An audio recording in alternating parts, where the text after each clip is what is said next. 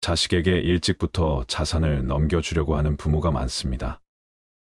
그러나 자식에게 자산을 넘겨주는 것이 때로는 위험한 행위가 될 수도 있는데요. 오늘은 돈보다 자식에게 꼭 물려주어야 하는 것에 대하여 말씀드리겠습니다. 덕행은 가장 값진 유산이다. 돈을 모아 자손에게 물려주더라도 그 자손이 반드시 그것을 지킨다고 할 수 없으며, 책을 모아 자손에게 물려주더라도 그 자손이 반드시 다 읽는다고 볼 수 없다. 남 모르는 가운데 음덕을 쌓아서 자손을 위한 계책을 삼는 것만 못하다. 사람의 피를 빨아먹는 거머리가 막대한 유산을 상속받은 이상한 이야기가 있다. 프랑스의 실업과 카페 템프라는 자신이 피땀 흘려 모은 재산을 둘러싸고 상속자들이 추잡하게 싸우는 꼴을 보자 크게 낙심했다. 그는 아주 극비리의 유언장을 작성했는데, 그 유언장에 의하면 그의 막대한 유산은 한 마리의 거머리에게 주도록 되어 있었다. 상속자들 중에는 이에 신청을 내어 소송을 벌이는 사람도 있었지만 어쩔 수가 없었다. 인간이 인간에게 절망을 느낀 가장 극단적인 예가 아닐까. 모든 자연계 중에서 인간만큼 믿지 못할 존재도 없다는 논리는 그래서 성립될 수 있는 것인지도 모른다. 교활하고 잔악하고 배신하는 무리는 유독 인간 속에서만 그 숫자를 크게 헤아릴 수 있기 때문이다. 마키아벨리는 군주론에서 인간이란 부모의 죽음은 곧 잊어버려도 유산을 잃은 것은 좀처럼 잊지 못하는 존재라고 말했다. 죽어가는 사람의 구두를 믿고 오랫동안 맨발로 다닌다는 영국의 속담도 있지 않는가. 자식에게 남겨진 최선의 유산은 부모의 덕행이다. 칸트는 그의 서한집에 이런 말을 남겼다. 우리 가문에 대하여 자랑할 수 있는 것은 정직하고 도덕적으로 모범적이던 양친이 내게 재산을 물려주지는 않았으나 한 가지 가르침을 주신 점이다. 그 가르침이란 도덕적인 면에서 그 이상은 있을 수 없는 최상의 것이었으며, 나는 이것을 기억할 때마다 깊은 가문의 정을 금치 못한다. 효도하라. 그러면 받으리라. 어버이에게 효도하면 자식 또한 나에게 효도한다. 어버이에게 효도하지 않는다면 자식 또한 나에게 어떻게 효도할 수 있겠는가? 애정이 없는 효도를 생각해 본 적이 있는가? 또한 사랑이 없는 우정을 생각해 본 적이 있는가? 효도가 아무리 부모를 섬기는 자식된 사람의 도리라 하더라도 그 속에 애정이 결여되어 있다면 그것은 효도가 아니다. 그것은 가식이며 위장이며 계산된 것이기 때문이다. 러셀은 행복의 정복에서 이런 말을 남겼다. 애정을 요구하는 사람은 애정을 받는 사람이 아니다. 애정을 받을 수 있는 사람은 남에게 애정을 주는 사람이다. 이자를 붙여서 돈을 빌려주는 계산된 애정은 주어도 소용이 없다. 개선된 애정은 참된 애정이 아니며 그 애정을 받는 사람도 진실된 것이라고 생각지 않는다. 속담에 부모가 온효자가 되어야 자식이 반효자라는 말이 있다. 자식은 부모가 하는 것을 보고 따라한다는 뜻이다. 사랑하고 효도하는 건 모두가 그대 자신을 위한 길이다. 효도하라 그러면 받으리라. 부모를 존경함은 스스로를 사랑하는 길이다. 아버지께서 부르시면 즉시 대답하여 머뭇거리지 마라. 손에 일감을 잡았다면 던져버리고 음식이 입에 들었다면 토해내고 달려가라. 그러나 결코 내다치는 말아야 한다. 소금의 고마움은 소금이 떨어졌을 때 알고 부모는 돌아가신 뒤에야 그 고마움을 안다는 말이 있다. 부모가 자식에게 행하는 은혜는 눈에 보이지 않고 손에 잡히지 않으며 귀로 들을 수 없는 경우가 많기 때문이다. 그래서 프랑스 사람들은 부모를 신이 주신 은행가라고 비유한다. 부모에 대한 존경의 마음은 자식된 사람으로서 마땅히 가져야 하는 것이다. 그것은 최소한의 예의일 수도 있지만 존경심이야말로 스스로를 사랑할 수 있는 지름길이 되기 때문이다. 공자의 제자였던 증석은 생전에 무척이나 대추를 좋아했다. 그래서 그의 아들인 증자는 대추를 입에 대지 않았다고 한다. 맹자에게 물었다. 회나 불고기와 대추 중 어느 것이 맛있습니까? 맹자가 대답했다. 회나 불고기 쪽이겠지. 그렇기에 증자는 회나 불고기만 먹고 대추는 먹지 않은 것입니까? 회나 불고기는 일반적으로 많은 사람들이 좋아하는 음식이지만 대추는 특수한 사람만이 좋아한다. 마치 부모의 이름은 감히 부르지 않지만 성은거리지 않는 것과 같다. 성은 공통적인 것이고 이름은 개인적인 것이기 때문이다. 증자는 그의 아버지가 유별나게 좋아하신 음식이 대추였기 때문에 차마 먹지 못했을 것이다. 아버지에 대한 극진한 존경의 마음을 엿볼 수 있는 이야기이다. 부모를 존경하는 마음은 스스로를 사랑하는 기림을 되새겼더라. 남의 용서를 받는 사람이 되지 마라. 대장부는 남을 용서할지언정 남의 용서를 받는 사람이 되어서는 안 된다. 사람들이 모여서 살아가는 세상에는 저마다 저지르게 되는 과오와 죄악이 줄을 잇기 마련이다. 그러기에 사람이고 죄악의 부스러기들을 용서할 수 있기 때문에 사람인 것이다. 남의 용서를 받는 사람이라면 그는 이미 죄인이다.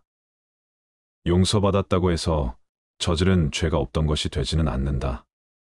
죄를 저지른 사람을 용서한 것뿐이다. 그래서 남으로부터 용서를 받는 사람이 되지 말라는 것이다. 모든 죄는 벌을 함께 가지고 온다. 용서 자체가 벌이다. 용서받는다는 사실만으로도 얼마나 엄청난 괴로움인가. 전범으로 재판을 기다리던 독일의 나이 박사는 수건으로 목을 메어 자살하면서 다음과 같은 말을 남겼다. 잘 있거라, 이 지옥을 더는 참아낼 수가 없다. 몸에는 아무런 교함도 없다. 먹는 것도 좋고 감방은 따뜻하다. 나는 읽을 것이 있고 내가 원하는 대로 글을 쓸 수도 있다. 매일 산책도 할 수 있다. 이런 것으로 미루어 모든 것이 정상적이지만 내가 죄인이 된다는 사실, 이것만은 도저히 참아낼 수가 없다. 원수는 외나무 다리에서 만난다. 은혜와 의리를 널리 베풀어라. 사람이 살아가노라면 어디에서든 만나지 않으랴. 원수와 원한을 맺지 마라. 좁은 길에서 만나게 되면 피하기가 어렵다. 인생을 기쁨으로 살아가는 것은 지혜로운 삶이다. 그러나 사람들은 기쁨으로 살아갈 수 있는 길을 바라보면서도 그걸 깨닫지 못한다. 기쁨의 삶은 도처에 널려 있다. 손만 내밀면 금방이라도 닿을 수 있는 거리에 있다. 인생이란 정신의 생식작용이지 결코 육체의 만족에 있는 것이 아니다. 은혜와 의리를 베푼다는 것은 남을 돕는다는 말이다. 남을 도울 수 있는 방법은 헤아릴 수 없이 많다. 많은 돈으로 가난한 사람을 도와주는 것만이 남을 돕는 것이 아니다. 아주 사소한 것에서 은혜와 의리는 빛을 더한다. 인생을 기쁨으로 살아가노라면 원수를 만날 수가 없다. 원한 따위의 일들도 생기지 않는다. 비트겐 슈타인이 말했다. 말을 잘못하는 기사가 말을 타고 있는 것처럼 나는 인생 위에 걸터 앉아 있다. 이 순간에도 내가 떨어지지 않는 것은 오직 말의 친절 때문이다. 운명은 스스로 개척하라. 어리석고 귀먹은 벙어리라도 크게 부유할 수 있고 지혜롭고 총명한 사람이 오히려 가난할 수 있다. 모든 것은 그때 이미 정해져 있으니 부귀와 가난은 운명에서 비롯된 것이지 사람에게서 비롯된 것이 아니다. 몽테뉴가 말했다. 운명은 우리를 행복하게도 불행하게도 만들지 않는다. 다만 그 재료와 씨앗을 우리에게 제공해 줄 뿐이다. 나쁜 씨앗에서 좋은 곡식을 얻을 수는 없다. 사람이 살아가는 일에서 지녀야 할 씨앗들은 말의 씨앗, 마음의 씨앗, 행동의 씨앗 등 수없이 많다. 운명에서 비롯되는 운명의 씨앗을 자신의 것으로 선택하라. 씨앗은 하나의 의지이며 정신이다. 스스로 자신의 운명을 개척하라. 근면하면 천하의 어려움이 없다. 근면은 값으로 따질 수 없는 보배이며 근시는 몸을 보호하는 부적이다. 근면한 사람에게는 일주일 동안 7개의 하루가 있지만 게으른 사람에게는 7개의 아침이 있을 뿐이다라는 독일의 속담이 있다. 또 프랑스의 격언에는 근면은 3가지의 악인 권태의 죄악 결핍을 물리친다고 했다. 부지런한 일상 속에서는 권태가 자리 잡을 수 없고 죄악 또한 넘나들 여지가 없다. 권태와 죄악이 없다면 결핍은 자연히 생기지 않는다. 2팔을 잃은 한 노르웨이 사람이 장애자로는 처음으로 남의 도움 없이 100kg의 썰매를 끌고 남극에 도달하는 데 성공했다. 54일 동안 1320km를 걷는 험난한 원정이었다. 그의 용기와 집념과 근면인 남극 원정을 성공케 한 것이다. 디즈레일리가 말했다. 성공의 비결은 원하는 것이 일정하고 변하지 않는 데 있다. 성공하지 못하는 이유는 처음부터 끝까지 한 길로 가지 않았기 때문이지 그 길이 험악해서가 아니다. 한마음 한뜻은 쇠를 뚫고 만물을 굴복시킨다. 신은 항상 부지런한 사람의 편이다. 그대가 스스로를 근면하다고 생각한다면 그대는 이미 행복과 휴식의 언덕을 절반쯤 오른 것이나 다름없다. 타인의 과실은 듣기만 하고 말하지 마라. 남의 과실을 들으면 마치 부모의 이름을 들은 것처럼 하여 귀로 듣기만 하고 입으로 말하지 마라. 톨스토이는 과실이야말로 사람들을 결합시키는 힘이라고 말했다. 그리고 진실은 진실의 행위에 의해서만 사람들에게 전해진다고 했다. 사람들마다 저지르는 크고 작은 과실들이 사람들을 결합시킨다는 것은 그 과실 속에 가장 인간적인 채취가 들어있기 때문이다. 제 흉 10가지 가진 놈이 남의 흉 1가지를 본다라는 속담이 있다. 방귀 뀐 놈이 성낸다거나 치고 보니 삼촌이라 닭달나무도 좀이 쓴다는 속담도 모두 세상 사는 이야기를 압축해 놓은 것들이다. 세상 사는 이야기 속에 인간미가 있고 진정한 삶이 있다. 그렇기 때문에 과실은 사람들을 결합시키는 힘을 갖는다. 그래서 인간을 과실의 아들이라고 하는지도 모른다. 타인의 과실 앞에서 숙연해질 줄 알아야 한다. 그것은 곧 나의 과실일 수도 있기 때문이다. 때로는 사람의 덕행보다 그 사람이 저지른 과실에서 더 많은 것을 배울 수 있다. 피터 드러커는 현대의 경영에 이렇게 썼다. 사람은 과실을 저지르면서 여러 가지 일을 터득해 나간다. 과실이 많으면 많을수록 그 사람은 이전보다 나아진다. 그만큼 경험을 통해 성숙해지기 때문이다. 나는 한 번도 실책이 없는 사람, 그것도 큰 잘못을 저질러 보지 않은 사람을 최상급의 직책으로 승진시키지 않는다. 맑은 정신은 모든 것의 근본이다. 담백하게 먹으면 정신이 맑아지고 마음이 맑으면 잠자리가 편안하다. 스피노자가 말했다. 사람들이 세상에서 가장 좋아하고 가장 얻고 싶어 하는 것은 재물과 명예와 쾌락이라고 할 수 있다. 그러나 이 3가지는 우리의 정신이 좋은 것을 발견하지 못하도록 늘 방해한다. 재물과 명예와 쾌락을 앞세우고 간다면 우리는 정신을 잃어버리고 말 것이다. 정신이란 물체적인 것을 초월한 실제를 뜻한다. 그것이 바로 마음이다. 마음이 모든 것의 지렛대가 될 수 있는 것은 모든 물체적인 것을 초월하기 때문이다. 먹는다는 말 속에는 재물과 명예와 쾌락이 복합적으로 내재되어 있다. 먹는 것은 큰 즐거움이다. 이 세상에 널려 있는 재물과 명예와 쾌락 또한 그렇다. 그런 즐거움들만 찾는 것이 물질적인 편식이다. 지나치게 욕심을 부리지 마라. 호라티우스의 말처럼 그릇이 막지 않으면 무엇을 넣어도 쉬어진다. 항상 맑은 정신을 유지하라. 마음을 빼앗기면 눈은 아무것도 볼 수 없다. 말은 아낄수록 값이다. 쓸데없는 말과 급하지 않은 일은 버려두고 간섭하지 마라. 어떤 집안에 사내아이가 태어나온 집안이 말할 수 없이 기뻐하였다. 부모는 아이가 만 한 달이 되자 아이를 안고 나와 손님들에게 보여주었다.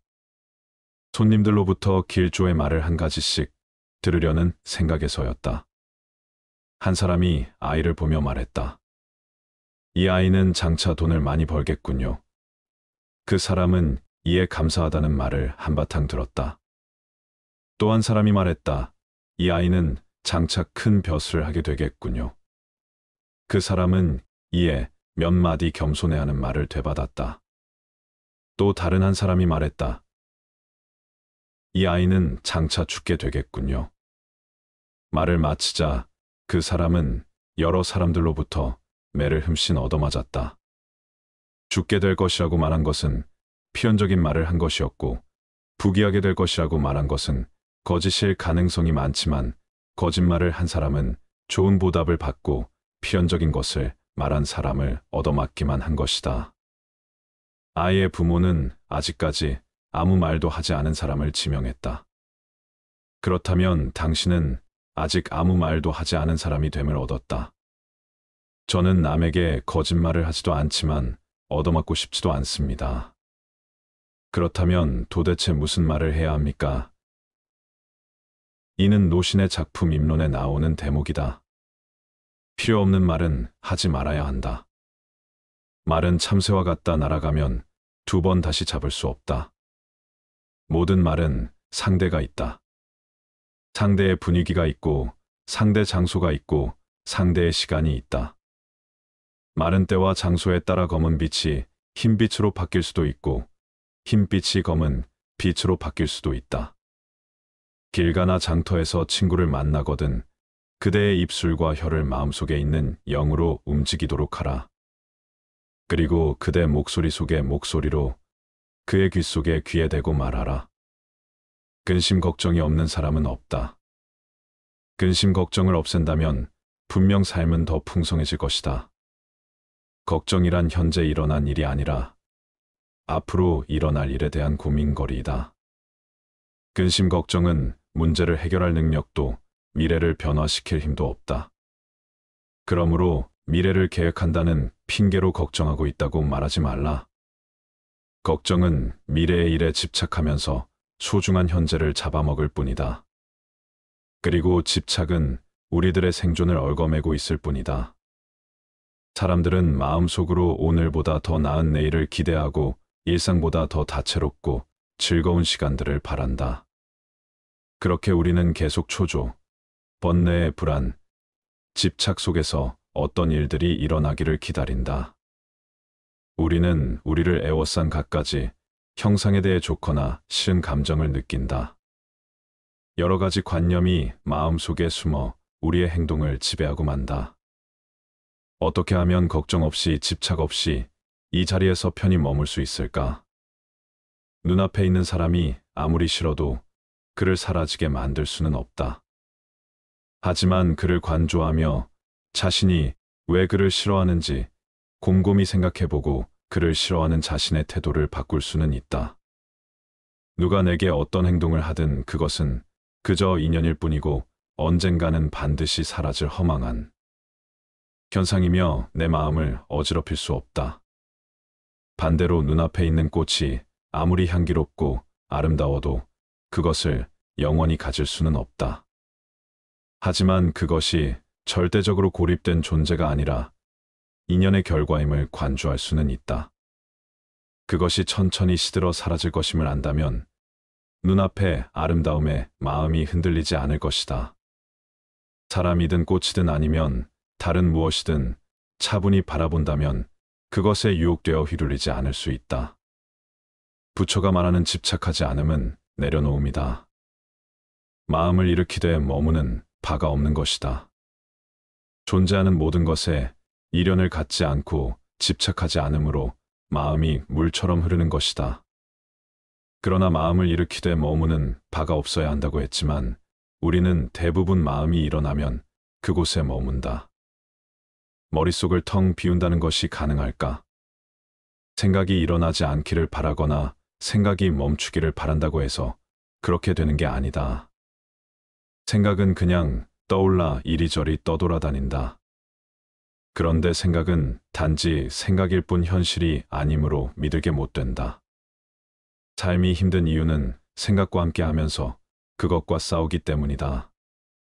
생각은 또 생각을 먹고 산다. 시도 때도 없이 뒤범벅되어 일어나기 때문에 생각을 없애려고 하면 할수록 생각만 가중된다. 생각이 일어나면 저항하지 않고 따라가지 않고 휘둘리지 않고 한 걸음 물러서서 강 건너물 보듯이 그냥 지켜보기만 하라. 그러면 생각의 힘은 약해진다. 부정적인 생각이 일어나더라도 저항하지 않고 그저 바라보기만 한다면 그 생각이 그리 자주 찾아오지는 않을 것이다. 저항하기 때문에 괴로움이 생기는 것이다. 생각은 또 다른 생각과 비교해서 일어난다. 비교하지 않으면 어떤 것도 긍정적이지도 않고 부정적이지도 않다. 불안을 없애려고 애쓰지 않으면 불안도 그리 자주 찾아오지 않는다. 그냥 오가게 내버려둬라. 기대와 두려움이 만든 환상과 용감히 마주하라. 모든 법이라는 것은 꿈이나 환상 그림자와 같고 이슬과 같으며 또한 번개와 같으니 마땅히 이처럼 보아야 할 것이다. 생각이 사라지면 어떻게 되는가? 애고가 소멸되고 마음의 소음이 사라지고 집착이 떨어져 나가고 과거와 미래가 없어져 지금 이 순간에 머물고 고락과 생사가 없는 중도에 이른다. 절대적으로 틀린 것도 절대적으로 옳은 것도 없다. 모든 것은 그때그때의 상황에 따라 달라진다. 세상에는 무궁무진하게 많은 것들이 존재한다. 눈에 보이는 모든 것들이 수시로 바뀌고 눈에 보이지 않는 것들이 무궁무진하게 있음을 안다면 그때 비로소 자아의 비좁은 세상에 얽매이지 않을 수 있다. 유일한 진리는 없으며 모든 것이 그저 일부에 불과하다는 사실을 알아야 한다. 그저 열린 마음을 가지고 자유로워지도록 할 뿐이다. 바위 같은 안정을 바란다면 그건 욕심이고 망상이다. 살면서 전혀 불안하지 않고 항상 안정된 상태를 유지한다는 건 있을 수 없는 일이다. 불안을 회피하고 편안을 추구하는 것은 당연하지만 그것에 또 너무 몰입하면 거기에 민감해져 마음이 산란해진다. 깨끗함에 의존하지 않고는 더러움이 없고 깨끗함에 의존하여 더러움이 있나니 그러므로 더러움은 없다. 더러움에 의존하지 않고는 깨끗함이 없고 더러움에 의존하여 깨끗함이 있나니 그러므로 깨끗함은 없다. 중생의 분별로 허망한 모습 보이나 오직 마음일 뿐 실은 경계 없으니 분별을 떠나면 해탈이네. 아주 먼 과거부터 분별과 온갖 관념 쌓고 악습에 물들어 이런 허망한 경계를 일으키네.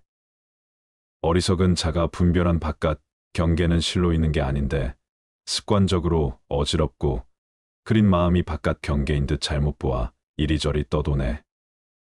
깨닫고자 하면 점점 멀어지고 편안하려 하면 더욱 불안해지니 편안을 잊어야 편안하고 깨달음을 잊어야 깨닫게 되나니 이 도리는 원래 복잡하지 않네. 지금 자신의 삶이 행복하거나 불행하더라도 그건 인연의 흐름이지 자신의 잘잘못으로 그렇게 된 게 아니다.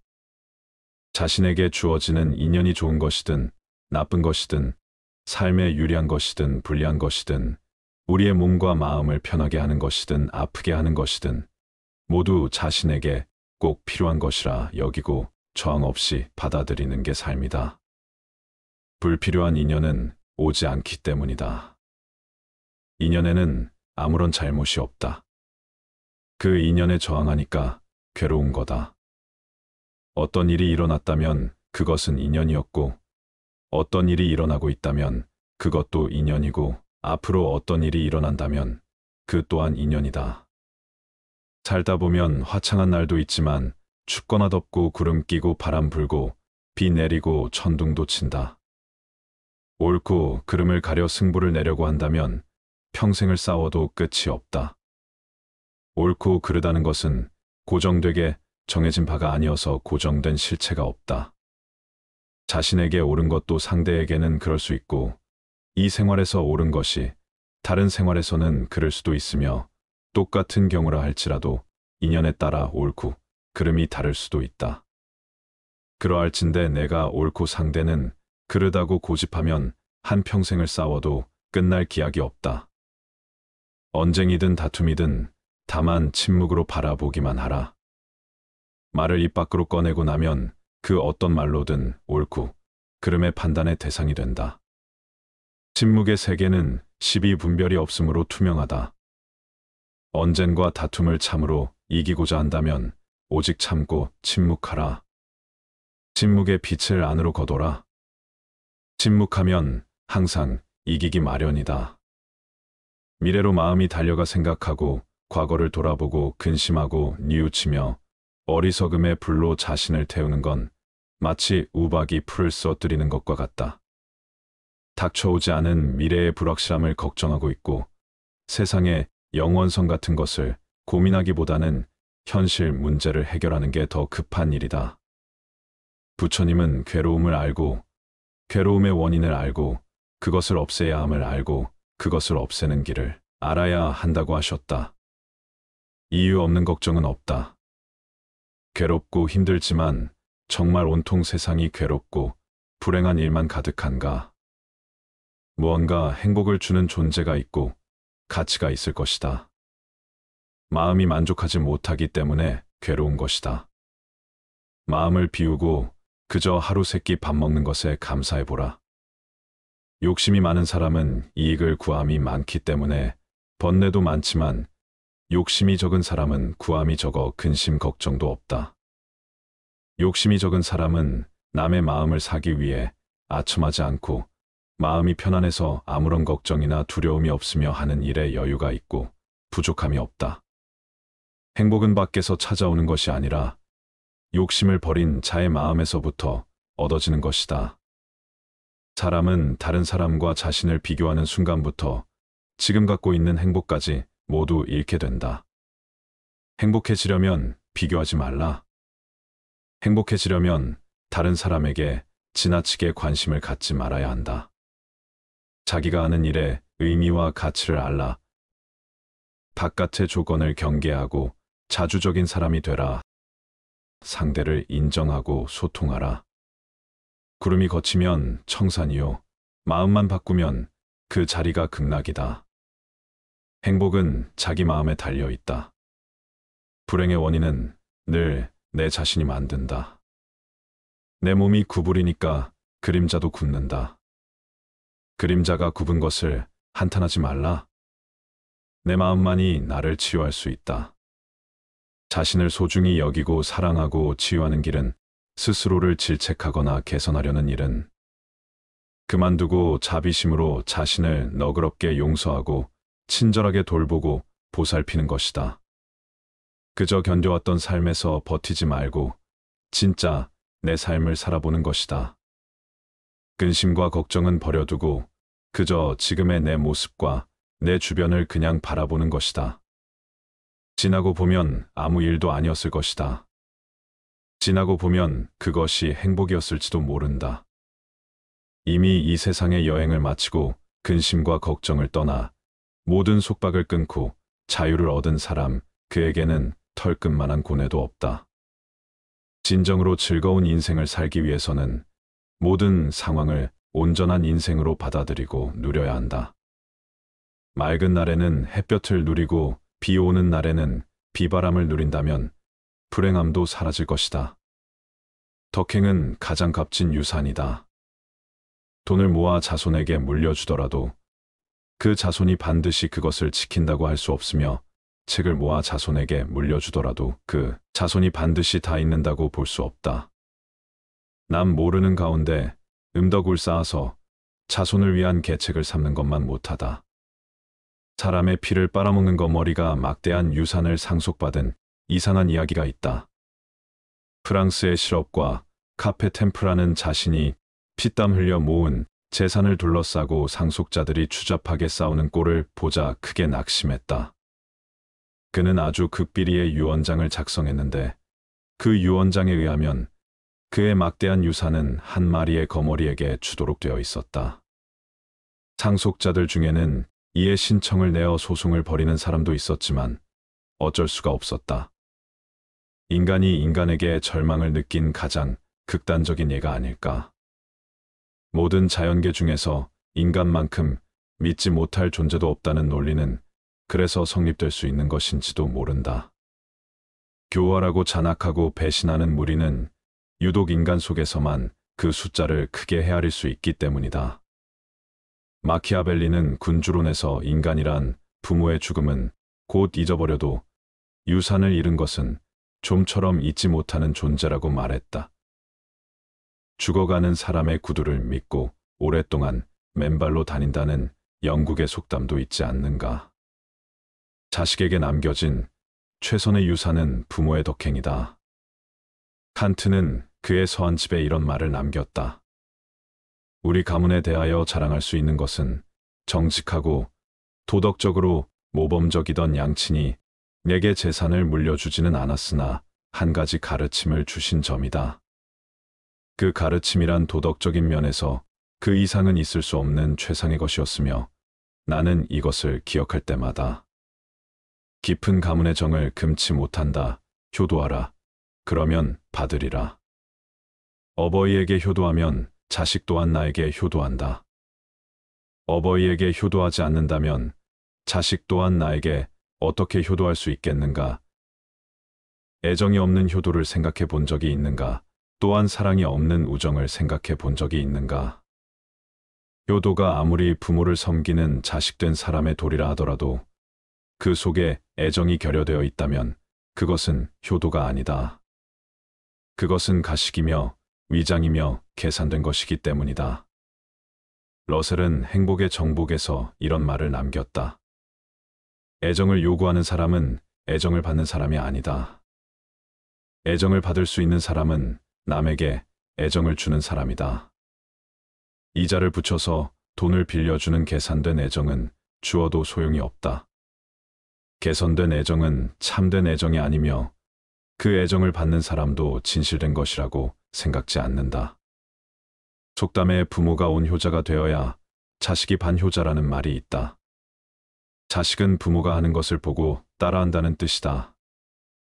사랑하고 효도하는 건 모두가 그대 자신을 위한 길이다. 효도하라 그러면 받으리라. 부모를 존경함은 스스로를 사랑하는 길이다. 아버지께서 부르시면 즉시 대답하여 머뭇거리지 마라.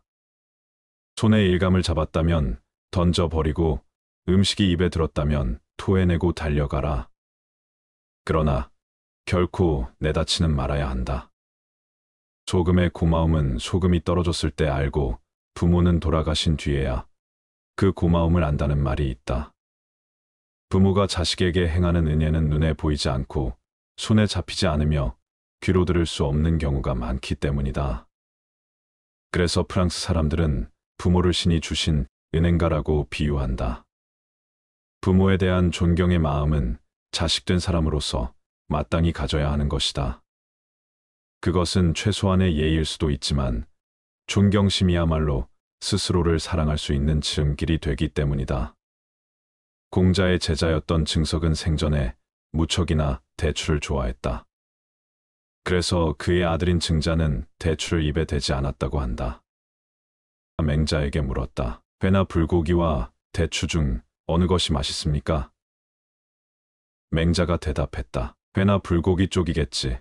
그렇기에 증자는 회나 불고기만 먹고 대추는 먹지 않은 것입니까? 회나 불고기는 일반적으로 많은 사람들이 좋아하는 음식이지만 대추는 특수한 사람만이 좋아한다. 마치 부모의 이름은 감히 부르지 않지만 성은거리지 않는 것과 같다. 성은 공통적인 것이고 이름은 개인적인 것이기 때문이다. 증자는 그의 아버지가 유별나게 좋아하신 음식이 대추였기 때문에 차마 먹지 못했을 것이다. 아버지에 대한 극진한 존경의 마음을 엿볼 수 있는 이야기이다. 부모를 존경하는 마음은 스스로를 사랑하는 기림을 되새겼더라. 남의 용서를 받는 사람이 되지 마라. 대장부는 남을 용서할지언정 남의 용서를 받는 사람이 되어서는 안 된다. 사람들이 모여서 살아가는 세상에는 저마다 저지르게 되는 과오와 죄악이 줄을 잇기 마련이다. 그러기에 사람이고 죄악의 부스러기들을 용서할 수 있기 때문에 사람인 것이다. 남의 용서를 받는 사람이라면 그는 이미 죄인이다. 용서받았다고 해서 저지른 죄가 없던 것이 되지는 않는다. 죄를 저지른 사람을 용서한 것뿐이다. 그래서 남으로부터 용서를 받는 사람이 되지 말라는 것이다. 모든 죄는 벌을 함께 가지고 온다. 용서 자체가 벌이다. 용서받는다는 사실만으로도 얼마나 엄청난 괴로움인가. 전범으로 재판을 기다리던 독일의 나이 박사는 수건으로 목을 메어 자살하면서 다음과 같은 말을 남겼다. 잘 있거라, 이 지옥을 더는 참아낼 수가 없다. 몸에는 아무런 교함도 없다. 먹는 것도 좋고 감방은 따뜻하다. 나는 읽을 것이 있고 내가 원하는 대로 글을 쓸 수도 있다. 매일 산책도 할 수 있다. 이런 것으로 미루어 모든 것이 정상적이지만 내가 죄인이 된다는 사실, 이것만은 도저히 참아낼 수가 없다. 원수는 외나무 다리에서 만난다. 은혜와 의리를 널리 베풀어라. 사람이 살아가노라면 어디에서든 만나지 않으랴. 원수와 원한을 맺지 마라. 좁은 길에서 만나게 되면 피하기가 어렵다. 인생을 기쁨으로 살아가는 것은 지혜로운 삶이다. 그러나 사람들은 기쁨으로 살아갈 수 있는 길을 바라보면서도 그걸 깨닫지 못한다. 기쁨의 삶은 도처에 널려 있다. 손만 내밀면 금방이라도 닿을 수 있는 거리에 있다. 인생이란 정신의 생식작용이지 결코 육체의 만족에 있는 것이 아니다. 은혜와 의리를 베푼다는 것은 남을 돕는다는 말이다. 남을 도울 수 있는 방법은 헤아릴 수 없이 많다. 많은 돈으로 가난한 사람을 도와주는 것만이 남을 돕는 것이 아니다. 아주 사소한 것에서 은혜와 의리는 빛을 더한다. 인생을 기쁨으로 살아가노라면 원수를 만날 수가 없다. 원한 따위의 일들도 생기지 않는다. 비트겐 슈타인이 말했다. 말을 잘못하는 기사가 말을 타고 있는 것처럼 나는 인생 위에 걸터 앉아 있다. 이 순간에도 내가 떨어지지 않는 것은 오직 말의 친절 때문이다. 운명은 스스로 개척하라. 어리석고 귀먹은 벙어리라도 크게 부유할 수 있고 지혜롭고 총명한 사람이 오히려 가난할 수 있다. 모든 것은 그때 이미 정해져 있으니 부귀와 가난은 운명에서 비롯된 것이지 사람에게서 비롯된 것이 아니다. 몽테뉴가 말했다. 운명은 우리를 행복하게도 불행하게도 만들지 않는다. 다만 그 재료와 씨앗을 우리에게 제공해 줄 뿐이다. 나쁜 씨앗에서 좋은 곡식을 얻을 수는 없다. 사람이 살아가는 일에서 지녀야 할 씨앗들은 말의 씨앗, 마음의 씨앗, 행동의 씨앗 등 수없이 많다. 운명에서 비롯되는 운명의 씨앗을 자신의 것으로 선택하라. 씨앗은 하나의 의지이며 정신이다. 스스로 자신의 운명을 개척하라. 근면하면 천하의 어려움이 없다. 근면은 값으로 따질 수 없는 보배이며 근신은 몸을 보호하는 부적이다. 근면한 사람에게는 일주일 동안 7개의 하루가 있지만 게으른 사람에게는 7개의 아침이 있을 뿐이다라는 독일의 속담이 있다. 또 프랑스의 격언에는 근면은 3가지의 악인 권태 죄악 결핍을 물리친다고 했다. 부지런한 일상 속에서는 권태가 자리 잡을 수 없고 죄악 또한 넘나들 여지가 없다. 권태와 죄악이 없다면 결핍은 자연히 생기지 않는다. 2팔을 잃은 한 노르웨이 사람이 장애자로는 처음으로 남의 도움 없이 100kg의 썰매를 끌고 남극에 도달하는 데 성공했다. 54일 동안 1320km를 걷는 험난한 원정이었다. 그의 용기와 집념과 근면인 남극 원정을 성공케 한 것이다. 디즈레일리가 말했다. 성공의 비결은 원하는 것이 일정하고 변하지 않는 데 있다. 성공하지 못하는 이유는 처음부터 끝까지 한 길로 가지 않았기 때문이지. 그 길이 험악해서가 아니다. 한마음 한뜻은 쇠를 뚫고 만물을 굴복시킨다. 신은 항상 부지런한 사람의 편이다. 그대가 스스로를 근면하다고 생각한다면 그대는 이미 행복과 휴식의 언덕을 절반쯤 오른 것이나 다름없다. 타인의 과실은 듣기만 하고 말하지 마라.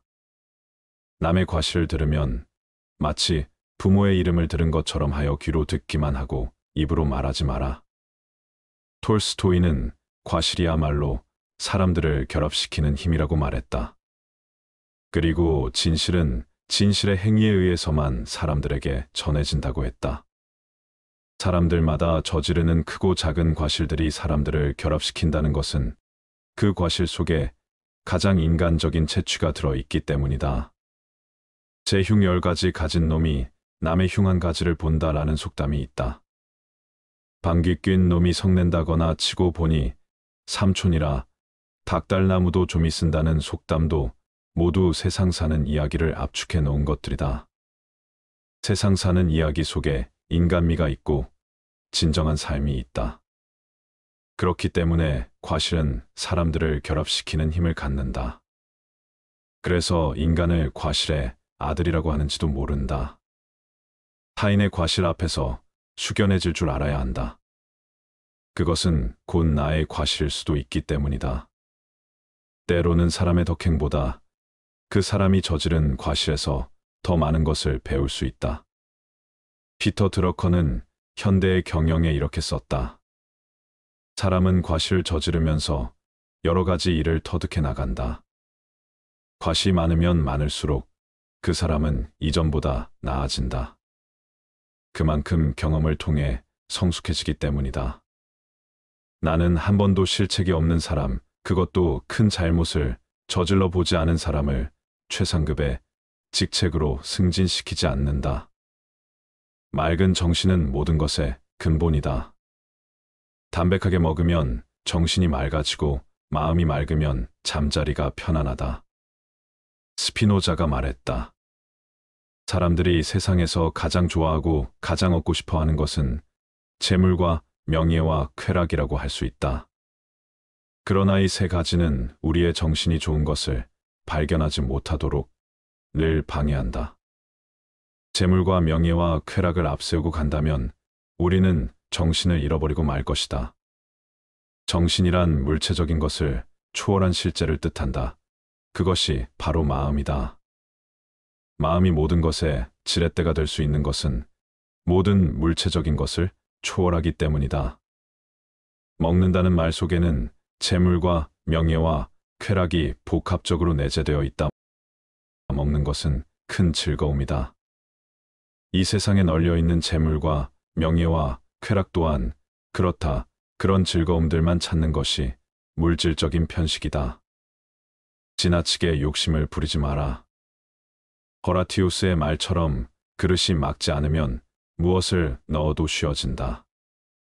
항상 맑은 정신을 유지하라. 마음을 빼앗기면 눈은 아무것도 볼 수 없다. 말은 아낄수록 값이다. 쓸데없는 말과 급하지 않은 일은 버려두고 간섭하지 마라. 어떤 집안에 사내아이가 태어나온 집안이 말할 수 없이 기뻐하였다. 부모는 아이가 만 1달이 되자 아이를 안고 나와 손님들에게 보여주었다. 손님들로부터 길조의 말을 1가지씩 들으려는 생각에서였다. 한 사람이 아이를 보며 말했다. 이 아이는 장차 돈을 많이 벌겠군요. 그 사람은 이에 감사하다는 말을 한바탕 들었다. 또 한 사람이 말했다. 이 아이는 장차 큰 벼슬을 하게 되겠군요. 그 사람은 이에 몇 마디 겸손해하는 말을 되받았다. 또 다른 한 사람이 말했다. 이 아이는 장차 죽게 되겠군요. 말을 마치자 그 사람은 여러 사람들로부터 매를 흠씬 얻어맞았다. 죽게 될 것이라고 말한 것은 필연적인 말을 한 것이었고 부귀하게 될 것이라고 말한 것은 거짓일 가능성이 많지만 거짓말을 한 사람은 좋은 보답을 받고 필연적인 것을 말한 사람을 얻어맞기만 한 것이다. 아이의 부모는 아직까지 아무 말도 하지 않은 사람을 지명했다. 그렇다면 당신은 아직 아무 말도 하지 않은 사람이 됨을 얻었다. 저는 남에게 거짓말을 하지도 않지만 얻어맞고 싶지도 않습니다. 그렇다면 도대체 무슨 말을 해야 합니까? 이는 노신의 작품 입론에 나오는 대목이다. 필요 없는 말은 하지 말아야 한다. 말은 참새와 같다 날아가면 2번 다시 잡을 수 없다. 모든 말은 상대가 있다. 상대의 분위기가 있고 상대 장소가 있고 상대의 시간이 있다. 말은 때와 장소에 따라 검은 빛이 흰 빛으로 바뀔 수도 있고 흰 빛이 검은 빛으로 바뀔 수도 있다. 길 가나 장터에서 친구를 만나거든 그대의 입술과 혀를 마음속에 있는 영으로 움직이도록 하라. 그리고 그대 목소리 속의 목소리로 그의 귀 속에 귀에 대고 말하라. 근심 걱정이 없는 사람은 없다. 근심 걱정을 없앤다면 분명 삶은 더 풍성해질 것이다. 걱정이란 현재 일어난 일이 아니라 앞으로 일어날 일에 대한 고민거리이다.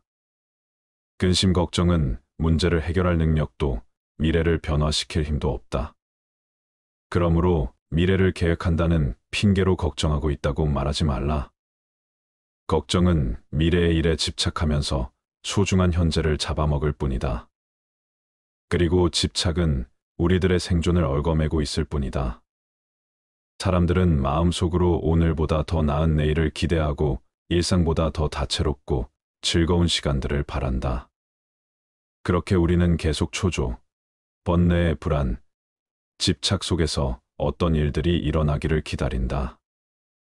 우리는 우리를 애워싼 갖가지 형상에 대해 좋거나 싫은 감정을 느낀다. 여러 가지 관념이 마음속에 숨어 우리의 행동을 지배하고 만다. 어떻게 하면 걱정 없이 집착 없이 이 자리에서 편히 머물 수 있을까?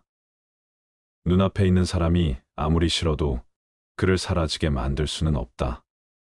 하지만 그를 관조하며 자신이 왜 그를 싫어하는지 곰곰이 생각해보고 그를 싫어하는 자신의 태도를 바꿀 수는 있다. 누가 내게 어떤 행동을 하든 그것은 그저 인연일 뿐이고 언젠가는 반드시 사라질 허망한 현상이며 내 마음을 어지럽힐 수 없다. 반대로 눈앞에 있는 꽃이 아무리 향기롭고 아름다워도 그것을 영원히 가질 수는 없다. 하지만 그것이 절대적으로 고립된 존재가 아니라 인연의 결과임을 관주할 수는 있다. 그것이 천천히 시들어 사라질 것임을 안다면 눈앞의 아름다움에 마음이 흔들리지 않을 것이다. 사람이든 꽃이든 아니면 다른 무엇이든 차분히 바라본다면 그것에 유혹되어 휘둘리지 않을 수 있다. 부처가 말하는 집착하지 않음은 내려놓음이다. 마음을 일으키되 머무는 바가 없는 것이다. 존재하는 모든 것에 이련을 갖지 않고 집착하지 않으므로 마음이 물처럼 흐르는 것이다. 그러나 마음을 일으키되 머무는 바가 없어야 한다고 했지만 우리는 대부분 마음이 일어나면 그곳에 머문다. 머릿속을 텅 비운다는 것이 가능할까? 생각이 일어나지 않기를 바라거나 생각이 멈추기를 바란다고 해서 그렇게 되는 게 아니다. 생각은 그냥 떠올라 이리저리 떠돌아다닌다. 그런데 생각은 단지 생각일 뿐 현실이 아니므로 믿을게 못 된다. 삶이 힘든 이유는 생각과 함께 하면서 그것과 싸우기 때문이다. 생각은 또 생각을 먹고 산다. 시도 때도 없이 뒤범벅되어 일어나기 때문에 생각을 없애려고 하면 할수록 생각만 가중된다. 생각이 일어나면 저항하지 않고 따라가지 않고 휘둘리지 않고 한 걸음 물러서서 강 건너불 보듯이 그냥 지켜보기만 하라. 그러면 생각의 힘은 약해진다. 부정적인 생각이 일어나더라도 저항하지 않고 그저 바라보기만 한다면 그 생각이 그리 자주 찾아오지는 않을 것이다. 저항하기 때문에 괴로움이 생기는 것이다. 생각은 또 다른 생각과 비교해서 일어난다. 비교하지 않으면 어떤 것도 긍정적이지도 않고 부정적이지도 않다. 불안을 없애려고 애쓰지 않으면 불안도 그리 자주 찾아오지 않는다. 그냥 오가게 내버려둬라. 기대와 두려움이 만든 환상과 용감히 마주하라. 모든 법이라는 것은 꿈이나 환상 그림자와 같고 이슬과 같으며 또한 번개와 같으니 마땅히 이처럼 보아야 할 것이다. 생각이 사라지면 어떻게 되는가? 에고가 소멸되고 마음의 소음이 사라지고 집착이 떨어져 나가고 과거와 미래가 없어져 지금 이 순간에 머물고 고락과 생사가 없는 중도에 이른다. 절대적으로 틀린 것도 절대적으로 옳은 것도 없다. 모든 것은 그때그때의 상황에 따라 달라진다. 세상에는 무궁무진하게 많은 것들이 존재한다. 눈에 보이는 모든 것들이 수시로 바뀌고 눈에 보이지 않는 것들이 무궁무진하게 있음을 안다면 그때 비로소 자아의 비좁은 세상에 얽매이지 않을 수 있다. 유일한 진리는 없으며 모든 것이 그저 일부에 불과하다는 사실을 알아야 한다. 그저 열린 마음을 가지고 자유로워지도록 할 뿐이다. 바위 같은 안정을 바란다면 그건 욕심이고 망상이다. 살면서 전혀 불안하지 않고 항상 안정된 상태를 유지한다는 건 있을 수 없는 일이다. 불안을 회피하고 편안을 추구하는 것은 당연하지만 그것에 또 너무 몰입하면 거기에 민감해져 마음이 산란해진다. 깨끗함에 의존하지 않고는 더러움이 없고 깨끗함에 의존하여 더러움이 있나니 그러므로 더러움은 없다. 더러움에 의존하지 않고는 깨끗함이 없고 더러움에 의존하여 깨끗함이 있나니 그러므로 깨끗함은 없다. 중생의 분별로 허망한 모습 보이나 오직 마음일 뿐 실은 경계 없으니 분별을 떠나면 해탈이네. 아주 먼 과거부터 분별과 온갖 관념 쌓고 악습에 물들어 이런 허망한 경계를 일으키네. 어리석은 자가 분별한 바깥 경계는 실로 있는 게 아닌데 습관적으로 어지럽고 흐린 마음이 바깥 경계인 듯 잘못 보아 이리저리 떠도네. 깨닫고자 하면 점점 멀어지고 편안하려 하면 더욱 불안해지니 편안을 잊어야 편안하고 깨달음을 잊어야 깨닫게 되나니 이 도리는 원래 복잡하지 않네. 지금 자신의 삶이 행복하거나 불행하더라도 그건 인연의 흐름이지 자신의 잘잘못으로 그렇게 된 게 아니다. 자신에게 주어지는 인연이 좋은 것이든 나쁜 것이든 삶에 유리한 것이든 불리한 것이든 우리의 몸과 마음을 편하게 하는 것이든 아프게 하는 것이든 모두 자신에게 꼭 필요한 것이라 여기고 저항 없이 받아들이는 게 삶이다. 불필요한 인연은 오지 않기 때문이다. 인연에는 아무런 잘못이 없다. 그 인연에 저항하니까 괴로운 거다. 어떤 일이 일어났다면 그것은 인연이었고 어떤 일이 일어나고 있다면 그것도 인연이고 앞으로 어떤 일이 일어난다면 그 또한 인연이다. 살다 보면 화창한 날도 있지만 춥거나 덥고 구름 끼고 바람 불고 비 내리고 천둥도 친다. 옳고 그름을 가려 승부를 내려고 한다면 평생을 싸워도 끝이 없다. 옳고 그르다는 것은 고정되게 정해진 바가 아니어서 고정된 실체가 없다. 자신에게 옳은 것도 상대에게는 그럴 수 있고 이 생활에서 옳은 것이 다른 생활에서는 그럴 수도 있으며 똑같은 경우라 할지라도 인연에 따라 옳고 그름이 다를 수도 있다. 그러할진대 내가 옳고 상대는 그르다고 고집하면 한평생을 싸워도 끝날 기약이 없다. 언쟁이든 다툼이든 다만 침묵으로 바라보기만 하라. 말을 입 밖으로 꺼내고 나면 그 어떤 말로든 옳고 그름의 판단의 대상이 된다. 침묵의 세계는 시비분별이 없으므로 투명하다. 언쟁과 다툼을 참으로 이기고자 한다면 오직 참고 침묵하라. 침묵의 빛을 안으로 거둬라. 침묵하면 항상 이기기 마련이다. 미래로 마음이 달려가 생각하고 과거를 돌아보고 근심하고 뉘우치며 어리석음의 불로 자신을 태우는 건 마치 우박이 풀을 쏘뜨리는 것과 같다. 닥쳐오지 않은 미래의 불확실함을 걱정하고 있고 세상의 영원성 같은 것을 고민하기보다는 현실 문제를 해결하는 게 더 급한 일이다. 부처님은 괴로움을 알고 괴로움의 원인을 알고 그것을 없애야 함을 알고 그것을 없애는 길을 알아야 한다고 하셨다. 이유 없는 걱정은 없다.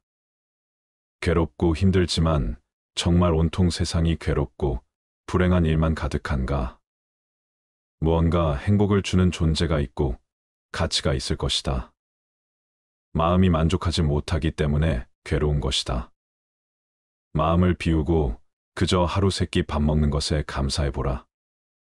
욕심이 많은 사람은 이익을 구함이 많기 때문에 번뇌도 많지만 욕심이 적은 사람은 구함이 적어 근심 걱정도 없다. 욕심이 적은 사람은 남의 마음을 사기 위해 아첨하지 않고 마음이 편안해서 아무런 걱정이나 두려움이 없으며 하는 일에 여유가 있고 부족함이 없다. 행복은 밖에서 찾아오는 것이 아니라 욕심을 버린 자의 마음에서부터 얻어지는 것이다.